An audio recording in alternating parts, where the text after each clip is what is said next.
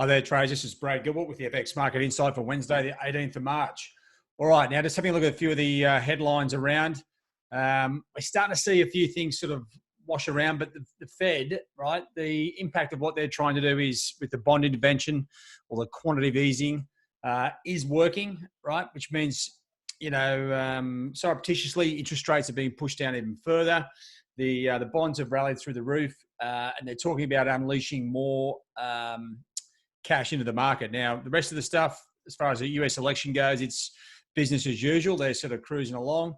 But what we are going to see is a little bit of a, toing and froing of the equity market. Now, I'll just bring you back over here to check out the bond market, right? So this is where the sort of raw nerve, the bonds have rallied through the roof. And as you would expect, 10 years and 30 years, all of them sort of rallying extensively.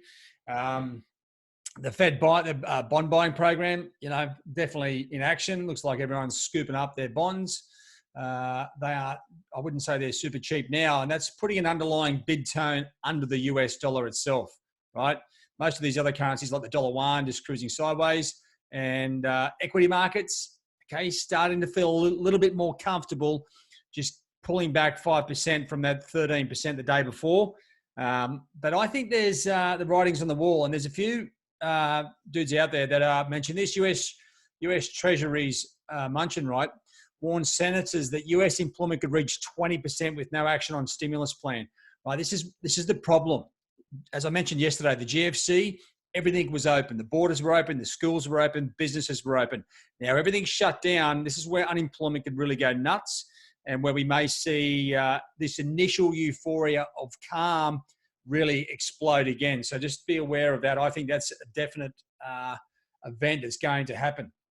Now, if I just give you a look at the currency pairs, right, once again, the major pairs here, we're looking at Aussie still drifting to the downside. There's been no major pullbacks, right? We've got resistance on the Aussie and Kiwi, but we aren't seeing it really get too close. Dollar yen, well, slowly climbing out of the doldrums, but not really breaking any ranges. And we did see the euro break down through sort of 110.50, a little bit of a clean out to the downside, but holding 110 around that level, and sterling sort of drifting lower as well. Dollar CAD, we'll check out oil. It's under 27 bucks a barrel. This has got to be crushing everyone. I haven't seen a big change in the petrol prices, but it will impact refineries. This may crush a lot of the US refineries that cannot operate at these prices, right? That's probably one of the main aims of the Saudis and the Russians, is to cripple the global oil market. And that's putting extra pressure on the whole financial system. So to me, the same pairs are in play here, right? But we don't really have clear entry levels. Aussie, Kiwi, sterling, if anything, you're probably throwing euro in the mix now. It's finally sort of worked out that it's, nothing really is good in Europe. And then you've got the US dollar. So if I just bring you back to the risk on, risk off page, right? This is where we are seeing a lot of the action. Okay, you've got, here's the US equities at the top, obviously, sort of bouncing 5 or 6% across the board. Now, check out the Asian, this is the risk on, risk off pairs, the yen crosses in particular. Now, they're not really doing much, right? So this bounce in the US equities, to me, is just a relief rally, or a dead duck bounce, as they call it. This is like an artificial bounce. Asian equities, they like it. They're sort of taking time to have a breather and get some positive numbers there. The Aussie equity is not doing so well, so we'll see how the rest of that goes. Now, not much movement here in gold today. The main pairs, of course, the yen crosses. Let me just clear that screen up a bit. Yen crosses are the main pairs, and dollar CAD, a negative relationship there with the equity markets.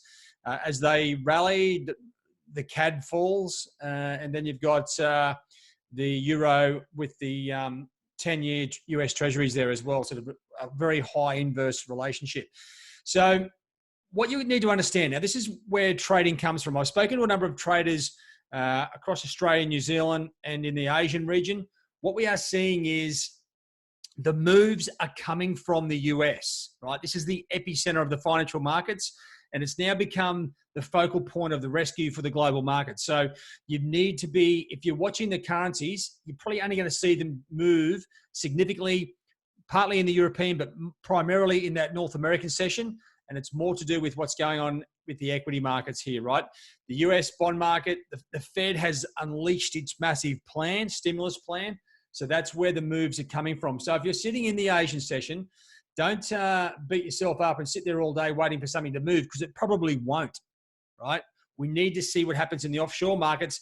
And this is exactly what was happening during the global financial crisis, right? It was all the North American session. The Asian session was a little bit loose. And that's all we've got to work with at this stage. So, you know, to me, looking at the markets, I mean, you look at the fundamental news that's coming out. Now, we do have some significant numbers coming out, but I tell you what, I don't think they're going to have much of an implication. CPI, I mean, I tell you what, where this could really come into play, weak inflation numbers, which everything's going to become weaker from this point on with massive shutdowns. I spoke to someone in Toronto earlier who was saying that everything's been shut down. The streets are empty, etc. So as that happens, employment will rise, inflation will fall, GDP will fall.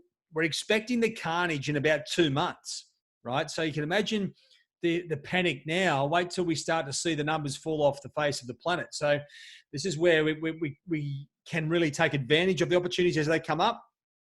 But to me, will we see anything from the numbers here, the inflation numbers in Canada? Probably not. The GDP numbers in New Zealand, well, I guess if they're weak, it gives us an opportunity to sell.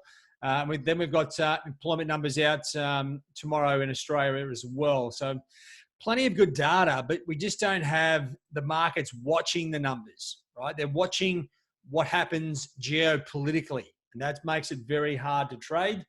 But just be patient.